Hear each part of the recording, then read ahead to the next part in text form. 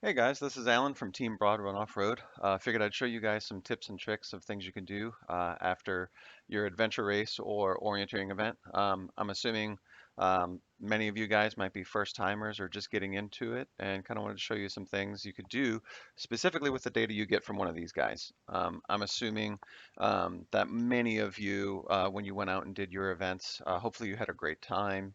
Had a blast, and you want to do it again, and maybe you want to improve your time or just, do some debrief after your event and kind of figure out maybe where you went wrong. Maybe you can make some improvements.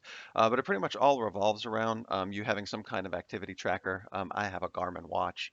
You could have a Fitbit. You could have an iPhone. And then, the obvious disclaimer when you're doing orienteering and adventure racing, you're not supposed to be looking at it and using it to direct yourself around the course and figure out where you're at. But you can start an activity, throw it in your bag, and then it tracks and it'll give you, some kind of squiggly lines like I've got here on the screen here. Afterwards, that'll show you where you were. Most devices these days are pretty good. Most GPS satellite-based devices will have you within like 5 to 10 feet of where you actually are. So it gives you a really good idea of what you were doing that day. So kind of just want to show you some quick things that you can do. So let me go here. First things first, again, I'm using Garmin, so I'm going to talk about Garmin and GPX files, but this applies to whatever type of device you're using. Just about any device these days will give you a tracking map of what you did and also allows you to download the file back out. So first things first, if I'm loaded into Garmin, this is my Garmin account, and here you can see all of the different events that I've done or activities that I've logged, including most recently our team participated in the 2020 Venture Quest event. And I used my device for that and tracked it. We went out there, had a blast. And one thing that actually I'm going to start with is a thing I learned when you're tracking an event is I tried to get fancy this year, and I tried to log it as a multi-sport event, like you might normally do for a triathlon, where you're going to actually press a button and have it go through your different things while you're out there. Um, I learned that devices are getting smarter, and mine particularly has a mode on it that detects whether or not an incident has occurred, or more specifically, it's detecting if I stop moving. And then it sends a call to my wife or whoever your emergency contact is that maybe something has happened. And you'll notice in mine, I have 2020 Venture Quest, and then I have an incident, and then I have a second track. And the reason for that is while we were in the middle of the event, one of the members of our team was cramping up. So we stopped to let that person catch up and to recover a little bit. And apparently my watch thought something happened to me. So it immediately stopped my activity and then started making a phone call, and I had to stop it. And then when we got to the second trek, I just started a new activity and then threw it back in. Again, however you want to track it. So a lot of watches these days, you can start a track of an activity. On mine, you can actually hit a button and just make it go back to a watch. But again, do not use it to actually measure your distance or distance or anything like that. But when you go into your activity. Again, I'm just in Garmin, but here you can see is the 2020 Venture Quest. You can see us out here in the bay doing the row. You can see us coming out here and doing the bike. You can see us doing the trek. You notice that mine's color coded because again, I was trying to do some activity tracking where I was doing different disciplines. The obvious thing is once you're in the middle of an adventure race, you're not really thinking so much about tracking your activity, and I kept forgetting to hit the transition button. So gray was supposed to be paddle, but I forgot to hit the button, so I'm still paddling even though I'm actually biking. Then I realized I messed up and hit the button, went back to what I was doing, and now I'm biking. Now I'm all the way into the track. I've remembered to hit the button, and now I'm actually doing the track. But this data, it's great. It gives me like elevation change, the amount of time, speed change, all that kind of stuff. But it doesn't really do good for like a post-race analysis of what you want to do. What's important is that you've got the data and what you can do with it is kind of more important. And the first thing I'm going to show you is actually Strava. Most of us are using Strava. If you're not, most of the different devices you have, you can actually sync it to Strava. So like everything I log on my Garmin will automatically go to Strava. So here's my Strava account, and you can see like here's actually an orienteering event I did just yesterday. Here's some runs and some other activities. Remember I talked about how I was trying to use the multi-sport mode and do different disciplines? This is where I actually learned a quick lesson with Strava, is that it actually separated them into separate activities. So here is the paddle, here is the run, here's another run, which was, again, these were the trekkings, and then here's the biking. I don't know why Strava separates them into separate activities, but lesson learned there. Strava, again, just puts your track on a map, and that's not super useful. But the first thing that's really nice after you're doing an orienteering or adventure race event um, is right here on every activity you have, there is a view flybys button. And if you click that, what Strava actually does is it takes all the users in its database and it basically looks to see who else logged an activity at the same time as you at the same location that looks a lot like yours. And here you can actually see all the other users Strava has identified that looked a lot like what I was logging during Venture Quest 2020 this year. So what you can do is you can actually just click people and turn them on, and you'll notice their tracks are now getting overlaid on top of mine. And you'll notice theirs looks a lot like mine. You'll notice here's me doing the bike, here's me out here doing the trek. Now I'm missing a trek here, but that was because of the stupid incident issue I had. But you'll notice I can click on as many people as I want. You want to watch out. You see here, I clicked on Dina. It looks like she maybe forgot to turn off her tracking device because she's leaving town there. But here you can just turn on as many as you want. Now, for this year, for the in-person Venture Quest event, this doesn't work as well. And the reason for that is due to COVID, Andy and the EX2 crew was doing staggered starts. So what that meant is that every 30 minutes, another, 10 or so teams were going out onto the course. But if I come in here and I do this, what it allows you to do is you can hit the play button, and let me speed it up a little bit here, and you can actually follow the dots and you can see everyone on the course. Now, again, we had different waves, so you'll notice every 30 minutes on the timer, a couple more teams go out and do the paddle. That was the beginning of the course. But what you can see is the different direction. You'll notice here some of the teams on the bike came down here in the middle. Some were kind of getting lost and coming back up. But where it really gets useful is down here in the track. You will notice there is a lot of different directions we were going. Um, this is especially useful if you know where the different checkpoints were. So there was one here on the southeast corner of the pond, and you'll notice some teams cut straight over, some teams followed the trails and went all the way around, some went on this side of the pond, some cut here, and it really just gives you an idea. You can start seeing like how did other teams approach the course versus how you did. What was quicker? Is there something else that other teams were doing that we weren't doing? And I mean, it's really nice. It's just here's everybody's data that everybody was tracking. So where it would be really nice is if you had one big mass start for an event, because then you could really see it, in real time against each other, where different teams were going. So here you can kind of see there's a couple of us here, and you'll notice that one person going in the other direction. That's because on the paddles, we could get those points in whatever direction we wanted. Same thing when we're in the treks.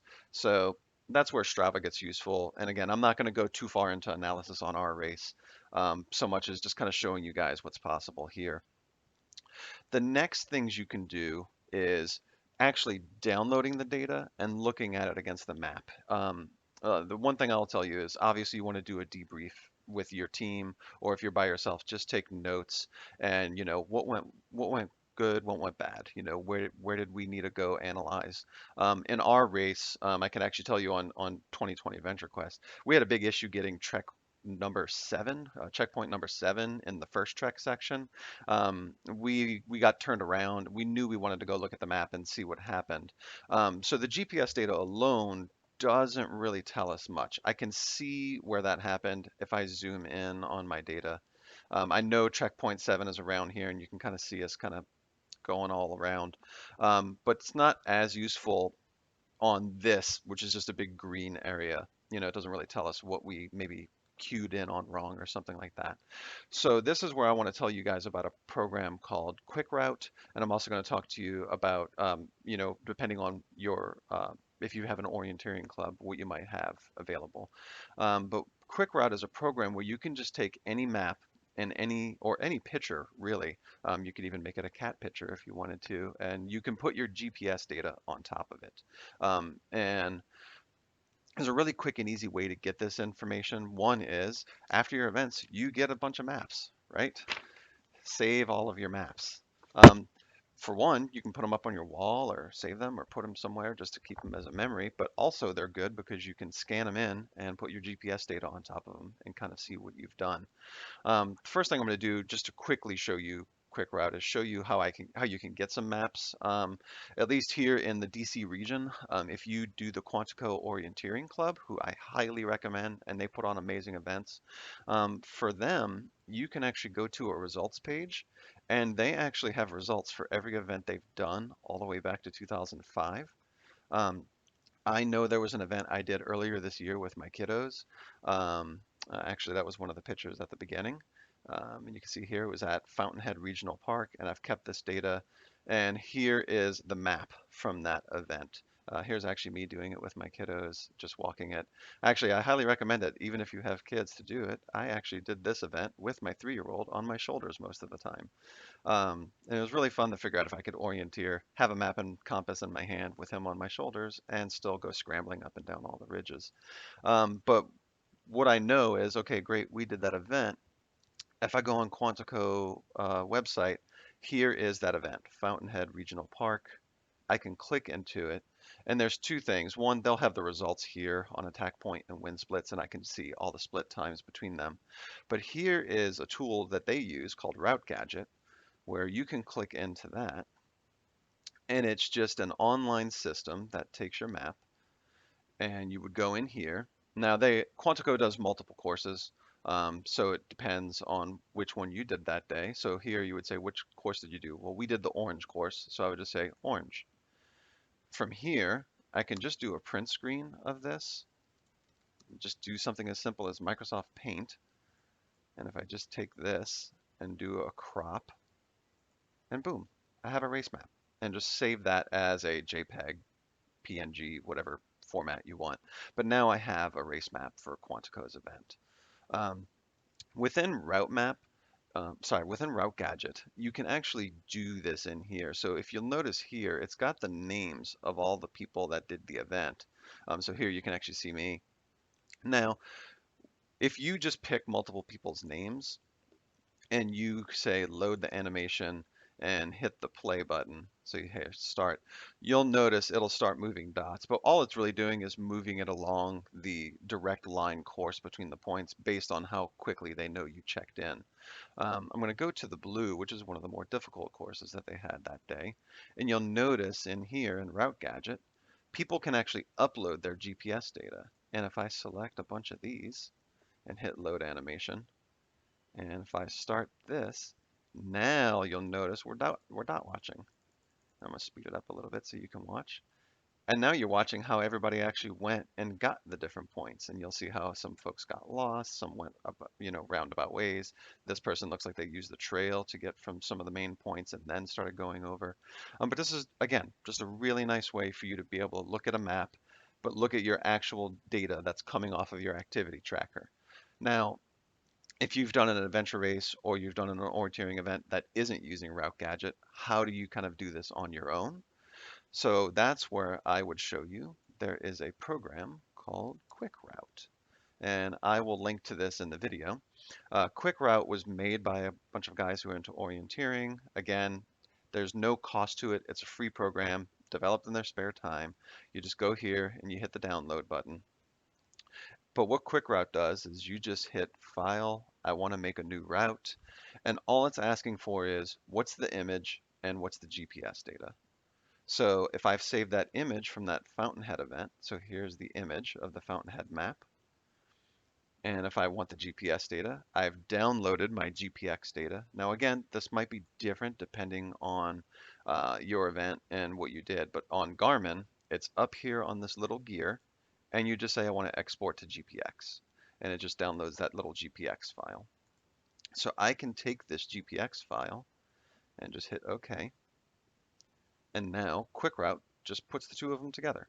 And I'm going to move this a little bit out of the way. This is all just the information from my GPX data, the time, the elevation, speed, all that.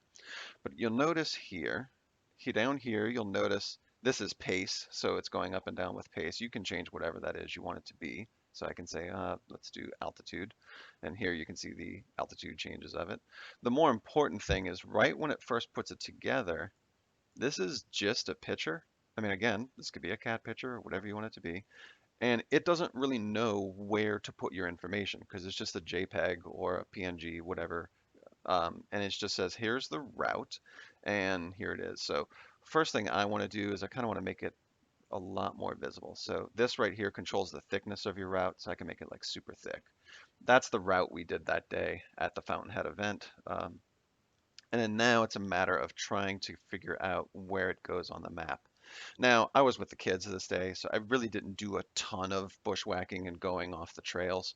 So when I look at the data, I can really quickly figure out that this loop right here, that little part right there where I'm making that hard turn, is us on the trail right here. So all you have to do in QuickRoute is pick a part of your route and just move it. And I'm saying, hey, that belongs right there. So now it moves that. I'm not quite 100% set, but I know for a fact that we went on the trail and then we went straight down and went and got that point off the trail. So I know this is us getting that point. So I can just take that and move it to there. And now you notice that almost everything else is lining up. There's us following that trail to that point. Here's us coming out, getting that point, getting that point. That's us following the trails back. The nice thing about QuickRoute though is that you're basically just saying this belongs here.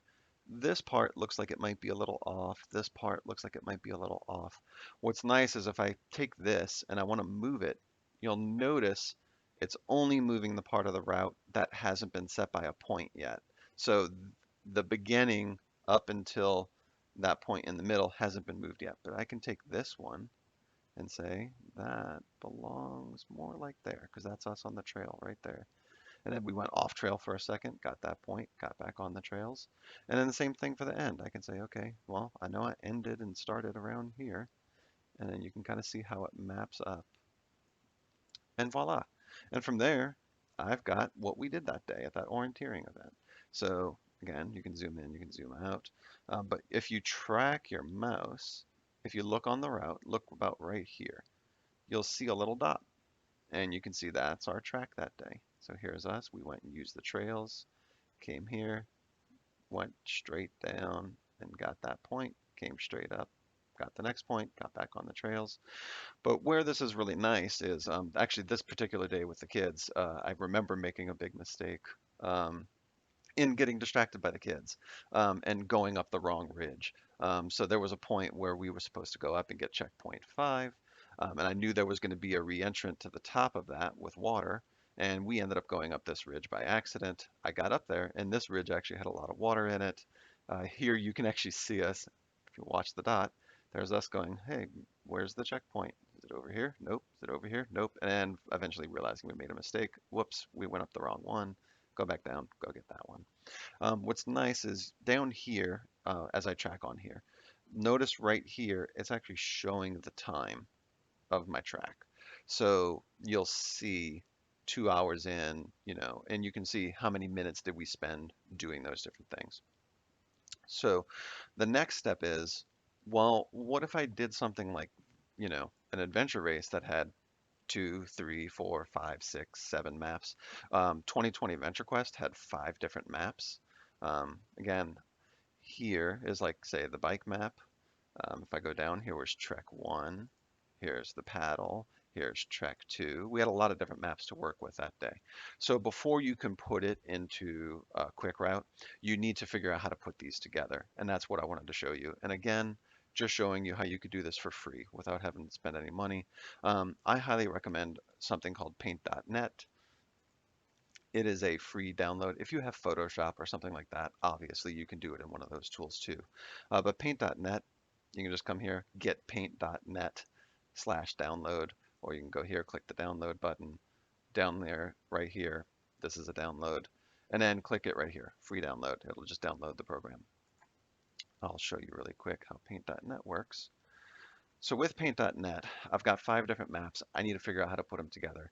I scan them all in. That's why they're in that directory. But I can just say, great, let's open one of those and let's start with Trek 2. So here's the Trek 2 map from VentureQuest 2020. Now I got to start putting it together with the other maps. Now the first thing is I need to make the canvas size bigger. So I would come over and say image, canvas size. And here you would see like the pixel information, 3300, 2400, and my width and height. I know I got to fit more maps in, so let's just make some kind of massive, you know, upgrade here. I can say 8,000 pixels there, 5,000 pixels here. Now, the big thing is, where does this map situate? I know that this trek was the easternmost part of what we did. So I can say, hey, move it to here and add those new extra pixels to this side of that image. So boom, there it is. And now I've got this image here. So the next thing after that is to start figuring out how to get the additional pieces in there. So I will say, let's open up trek number 1, because I know that was the closest to trek number 2. Now, I'm going to try not to do this too quickly, but the biggest thing about putting maps together is finding the reference points between them. Between Trek 1 and Trek 2, the one thing I know that's on both of them is Camp Wilson, which was TA2 for this race. So here's Camp Wilson here, TA2. If I go back to this one and I zoom in, here's Camp Wilson, that's the bike drop, that's TA2. Great. I know what I need to put these two together. So all I really need to do is crop out what I want from this map. So most of them have a cut and paste tool. So here it's like a lasso. Some of them call it like magic select. But all I really need to do is just draw around what I want. So I'll come around here and do this. And I'm just doing this quickly so you guys can see it. And then just hit copy, go to this map, and paste. Now you'll notice if I want to put these two on top of each other, if I try to put Camp Wilson on top of Camp Wilson, this isn't really working right. It's not super pretty. And the reason for that is if you look at the maps, on this map for trek number 2, magnetic north is the top. Basically, they've accounted for the declination. If you go to the map for this trek, you'll notice true north is what's the top of this map, and there's 11 degrees, to get over to magnetic north. So the big thing I need to do is when I want to paste the other map on top of this one is I have to take care of that rotation. Now, again, this is going to be different if you're in Photoshop or Paint 3D or whatever tool it is you're using. In Paint.net, you just kind of put your mouse up here and you can actually just rotate it pretty easily. And then what's really nice is if you look down here, Paint.net actually tells me what angle I'm putting into the image. So if I know I need 11 degrees, I'll just rotate this until I get 11 degrees or as close to it. So 11.08. Now you'll notice if I drag Camp Wilson on top of Camp Wilson, that we've got a much better map up here. Right about there. And you'll notice it if you start looking at other things. So one is you'll notice this highway maps up very nicely to right there. This road coming into Camp Wilson maps up to Camp Wilson. This road coming in maps up to Camp Wilson. So great, perfect. Now we've got 2 of the maps put together. So let's do another one. And I'm going to again do this fairly quickly. But if I go to the bike map, great, I know what I want here. So I just need this. And boom, that's what I want. And I come in here, I just go to paste it in. Same thing, I still need those 11 degrees because this one did not have the declination in it. Boom, close enough. Now, on this one, I do not have a Camp Wilson, but what I do have is you'll look, I've got this point right here, which is this trail right here. And then I've got this road, that's right here. So now I know I can map those up to each other. And boom, basically right about there. Now, I would probably get a little bit more perfection-y about it if I'm doing my permanent file that I'm going to save, and I'm just going to try to show you guys this quick. Now, the last point of difficulty is if I want to put the paddle map in, and the reason I'm showing this to you is not so you can watch me make a map, but to show you that if you go back to these other maps, you will notice that they're all at a scale of 1 to 10,000. If I go to the paddle map that we had that year, it was not. It was at 1 to 24. So all you really need to do here is just do some quick math, just to figure out how much you want to blow it up. Do you need to go up 2.4%? Do you need to come down that amount? But once you're in there, you can just go image, resize, and most of them have the ability to do it by percentage. So If I want to come down by 67%, I just say 67%. If I want to do it by the actual pixels, I can type it in myself. Now, the paddle map, I actually resized it already. Um, and I want to show you, because I didn't resize it perfectly for a reason, because I want to show you how you can kind of map these up. So here's the points we needed to get out here. Now I'm going to leave some of this information in here. Do that, and then boom, that's what I'm copying out. And if I go over here, I can paste that right in. And you'll notice I left reference points of stuff I know that should be together. So P1 obviously is here. Here's P1 on the map. But you'll notice I left this point in. There's that point on this map. There's that point. Here's that point here. Now, this one also needs the 11 degrees. So I'll put those 11 degrees in. Oh, close enough. Now, if I put P1 on top of P1, it's not matching up. And the reason I did this is you don't have to do an image resize button. Most programs, especially in Paint.net, you can actually just grab the corner of the image and resize it until you get what you need. So I know I need to be about there. There you can see that point. Put that point on top of each other. There's P1, there's that point. So you'll notice this point is matching up. This point is roughly matching up right there. And keep in mind, maps are not perfect. Your topographic maps are not perfect. And also, this is a satellite image. So vegetation is going to change slightly, but you need to get it as close as possible. That's roughly what we need on this one, maybe a little bit more. And then boom. So now if I zoom out, I've got all the maps for this event. And I can just say, okay, great. Let's take a crop of the whole thing like that. And then just go to image for this one, crop to selection, and voila. I have an image. That's the entire VentureQuest course. Here's the paddle out here. Here's Trek 2. Here's Trek 1. Here's the bike. And I can save that. Now I can go to QuickRoute and just put that in with my GPS data. And I don't want to take you through that whole process again because I've already showed you how to do that with the Fountainhead event. But I can show you, kind of going back to it, what it looked like with my finished product. Oh, whoops, no, don't want to make a change to that. There we go. So here is my VentureQuest 2020 map that I had put together. And now you can't really see the lines, and that's because of the way I've got the data in there. And you would say, okay, well, great. It's colored up by altitude at the moment. Let's just change it to this. It's a gradient I created. That's just the color blue. I don't really care. Can make it super thick again. And then boom, there you can see there's us doing the paddle. There's us coming out and doing the bike. There's that trek. And then you remember me talking about we had an issue with trek point number 7. Well, let me take a look at it. And there. Now you can look at us make a mistake on top of the map itself. So for us that day, it turns out the issue was there was a reentrant that wasn't as well mapped, and we basically just hit one reentrant too many or too early. So we went out, we got 9 in here. Again, you can see those points. So if I drag it, you can watch us. We go out and we get trek number 9. And then here we wanted to do an attack and we wanted to go parallel to the stream. And you'll notice that's how close we got to T7. And for some reason, we got to a reentrant and we thought we'd gone too far. We actually thought we were in this reentrant up here because we could see the trail. You can see this trail right here. We saw that up ahead and we were like, okay, we've gone too far, but we were just missing our distance. So what happened is we went, we saw that, we were like, okay, we've gone too far. We turned around, went completely all the way back, finally figured out our mistake when we saw this trail. So then we reattacked it and got it again, went on our way to T8 and everything else. And you might ask, well, this is a minor thing. Why does this matter? One, we learned from it. We were learning, trying to gauge the size of the reentrance and kind of the mistake we made and also kind of how we attacked it, right?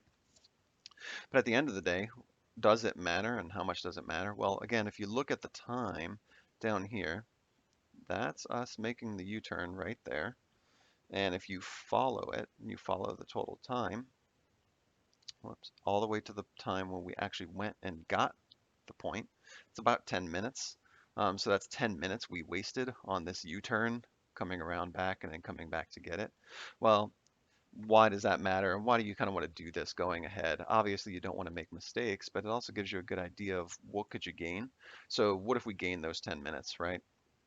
So thankfully for us on this event, we did pretty well. We actually ended up winning the three-person male division, which is great. It was beyond our expectations. But in the overall standings, we finished 13th. And here's us here. I'm going to zoom in so you can see it. You'll notice 14th place behind us, we beat them by 2 seconds. So obviously timing matters. If we got those 10 minutes back, we actually would jump all the way up to right before this team. So we'd we'd end up finishing in ninth place. So that's the sort of thing you can learn after an event. Put your route on top of a map. You can start to learn. If you've taken notes and you're like, man, we really messed up on this one. Let's go figure out what we did wrong. It's nice to look at it on a map. And even more than anything, it's just nice to look at, what you did. It's nice to say like, oh, there's the maps and there's what we did. And here you can see us going around checking all the points. you know, we had a pretty good day that day. We made a couple other mistakes, but it's nice to be able to see it on a map and to be able to figure out after, hey, how did we make that decision wrong? What did we see wrong? Maybe there were two trails, and when we were looking at the map, we thought there was only one, and stuff like that. But these are some quick tools. This stuff is all free. Strava doesn't cost anything. QuickRoute doesn't cost anything.